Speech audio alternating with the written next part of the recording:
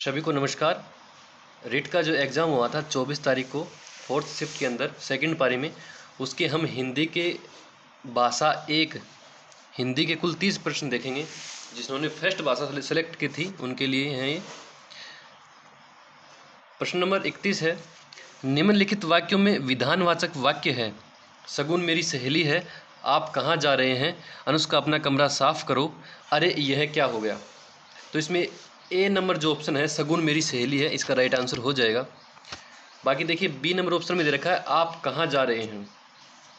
ठीक है, तो ये आप कहाँ जा रहे हैं ये प्रश्नवाचक भी हो गया। दूसरा है अनुष्का अपना कमरा साफ करो, ये आज्ञार्थक हो गया।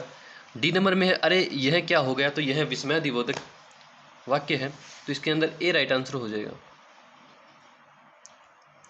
आगे देखिए 32 नंबर प्रश्न है, रचना के आधार पर वाक्यों में से भिन्न वाक्य है। तो रचना के आधार पर सरल, संयुक्त और मिश्र 3 प्रकार के वाक्य होते हैं, तो इसका जो राइट आंसर हो जाएगा सी ऑप्शन, निषेधात्मक वाक्य। प्रश्न नंबर 33 देखिए, भूला दुख दर्द याद आना अर्थ को प्रकट करने वाला मुहावरा है। तो घाव हरा करना, गढ़ो पानी पड़ना, घर फूंक कर तमाशा देखना, घास काटना, तो इसका ए ऑप्शन राइट आंसर हो जाएगा घाव हरा होना। प्रश्न नंबर 34 देखिए, आंख का अंधा और गांठ का पूरा लोकोक्ति का अर्थ है जानबूझकर विपत्ति मोल लेना, पूर्णतः बंधन रहित, सब और कष्ट ही कष्ट होना, या बुद्धिहीन किंतु संपन्न। बिल्कुल डी इसका राइट आंसर हो जाएगा, बुद्धिहीन किंतु संपन्न।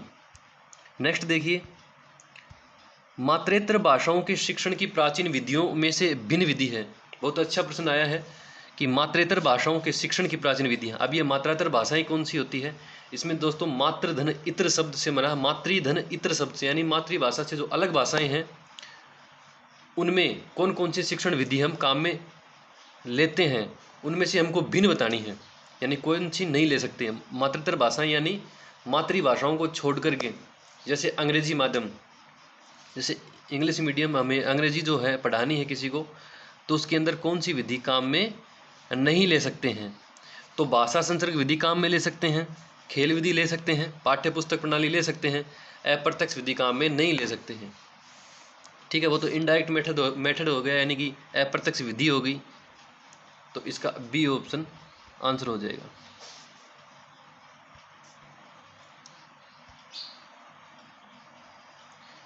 अप्रत्यक्ष विधि।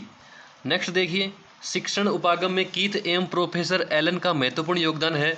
सूक्ष्म शिक्षण में, व्याख्यान शिक्षण में, पाठ योजना में, या फिर बेसिक शिक्षण में, तो इसका राइट आंसर हो जाएगा माइक्रो टीचिंग, सूक्ष्म शिक्षण के बारे में इन्होंने बात कही है।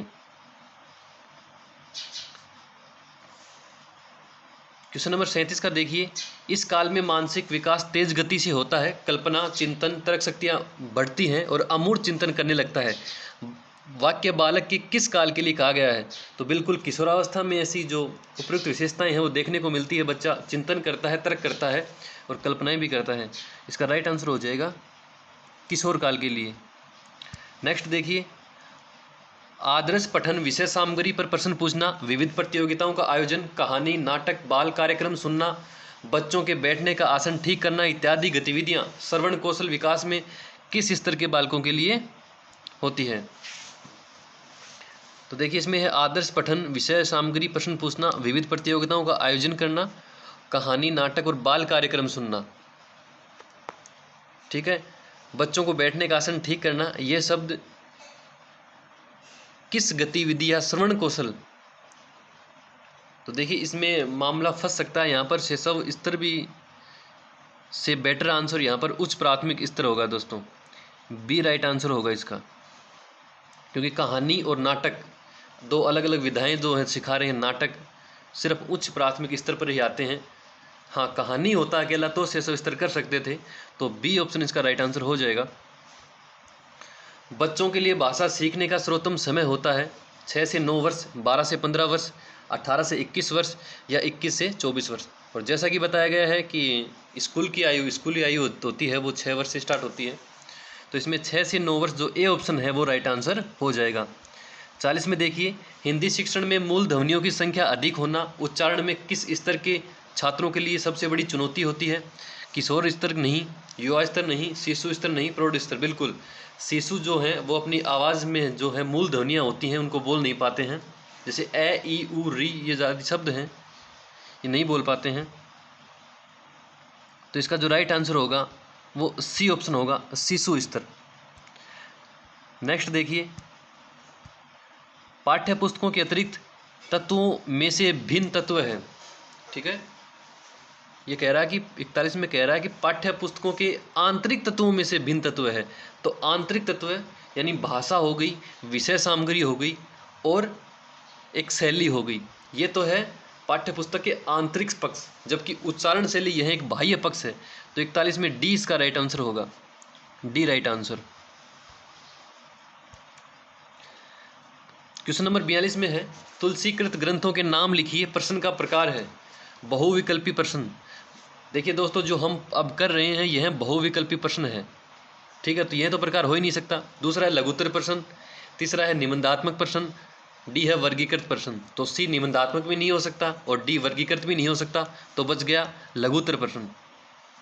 इसका जो है बी ऑप्शन इसका राइट आंसर हो जाएगा।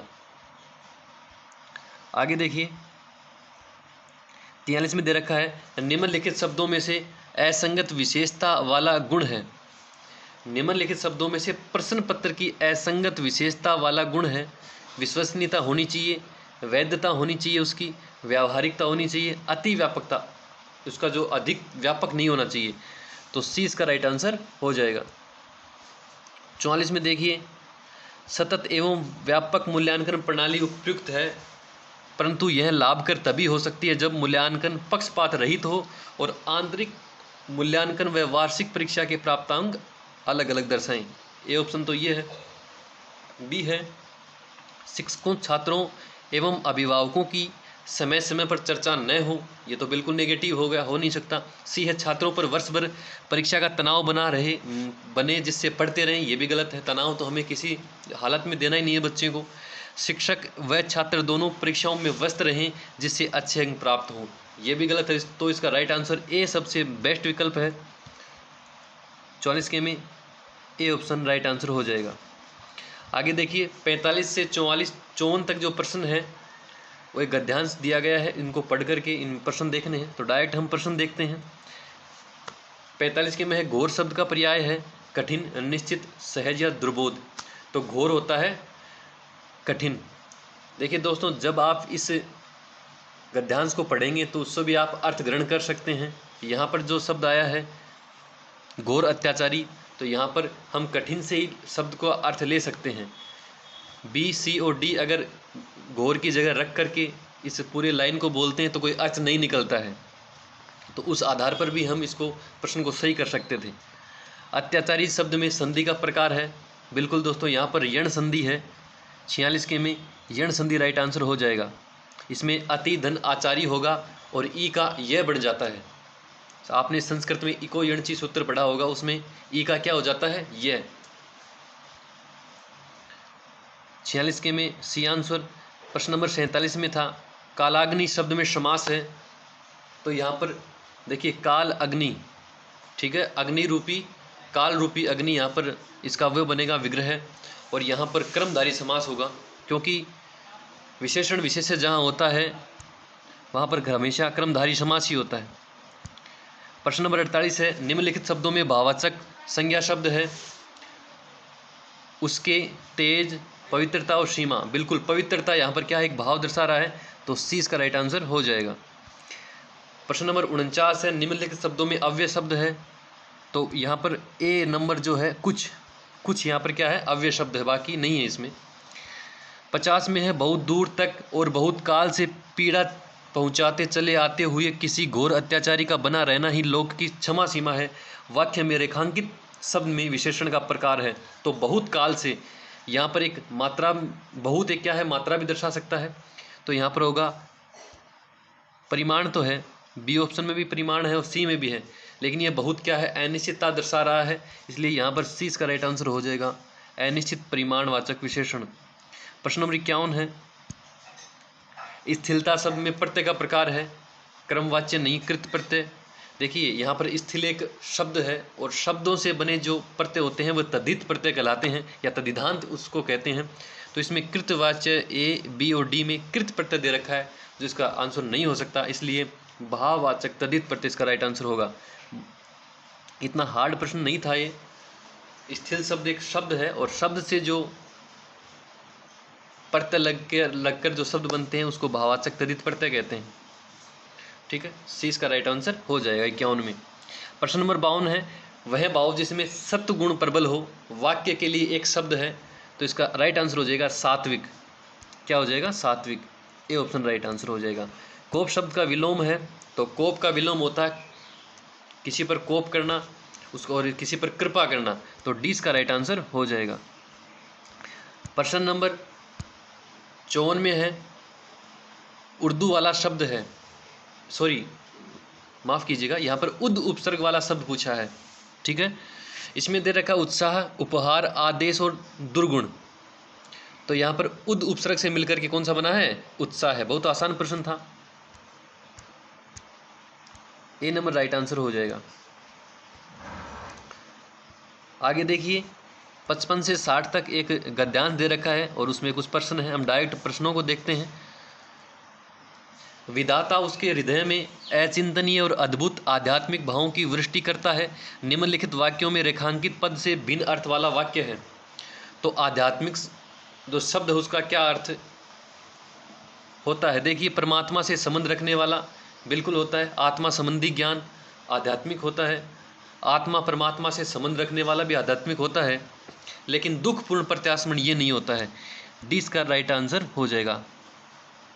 वह नहीं पूछ रहा था भिन्न अर्थ रखने वाला ना, यहाँ पर क्या पूछ रहा था? अलग पूछ रहा था, तो इसका डी राइट आंसर हो जाएगा। नेक्स्ट देखिए,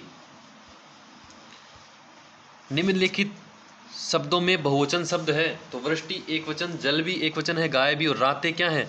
बहुवचन है। आसान क्वेश्चन था। अगला देखिए, धोखा यह किसी को नहीं देता है वाक्य किस काल का है? अपूर्ण भूत है, सामान्य भविष्यत है, या फिर भूत? देखिए, भूत भी नहीं होगा, भविष्य भी नहीं होगा, बच गया वर्तमान। अगर वर्तमान का टाइप पूछता तो देखते थोड़ा सा, लेकिन इसमें दे रखा है खाली इजी क्वेश्चन था, वर्तमान काल। निम्नलिखित शब्दों में भिन्न लिंग का उदाहरण है, तो साधु पुल्लिंग है, चंद्रमा भी पुल्लिंग है, जवान भी पुल्लिंग है, प्रकृति यहाँ पर स्त्रीलिंग है। बी राइट आंसर हो जाएगा। अगला देखिए, साय और प्रातः दिन और रात विधाता के हृदय में अचिंतनीय और अद्भुत आध्यात्मिक भावों की वृष्टि करता है। वाक्य में रेखांकित पद का विपरीत लिंग होगा, तो विधाता का विपरीत क्या होगा? स्त्रीलिंग क्या होगा? विधात्री। ए इसका राइट आंसर हो जाएगा। 60 है प्रश्न, ये प्रकृति के जवान साधु है, वाक्य को पूर्ण भूतकाल में बदलने पर वाक्य होगा। ये प्रकृति के जवान साधु है, वाक्य को पूर्ण भूतकाल में बदलने पर वाक्य क्या होगा? ये प्रकृति के जवान साधु होंगे, ये प्रकृति के जवान साधु बने, या ये प्रकृति के जवान साधु हो गए? बिल्कुल पूर्ण भूत यहाँ पर सी, और डी दे रखा है ये शायद प्रकृति के जवान साधु रहे होंगे, नहीं, इसमें सी इसका राइट आंसर हो जाएगा। तो दोस्तों ये थे हिंदी के 30 प्रश्न जिन्होंने लैंग्वेज फर्स्ट सेलेक्ट की थी हिंदी की। अब हम सामाजिक के जो प्रश्न हैं वो लेकर के आने वाले हैं 60 प्रश्न। इससे पहले हमने शिक्षा मनोविज्ञान का जो टेस्ट था, जो एग्ज़ाम हुआ था, उसके 30 प्रश्नों को देखे थे, वो भी आप देख सकते हो पिछले वीडियो में। इस वीडियो को शेयर करना और आपके जो कितने प्रश्न सही हुए हैं वो कमेंट करके ज़रूर बताना। धन्यवाद।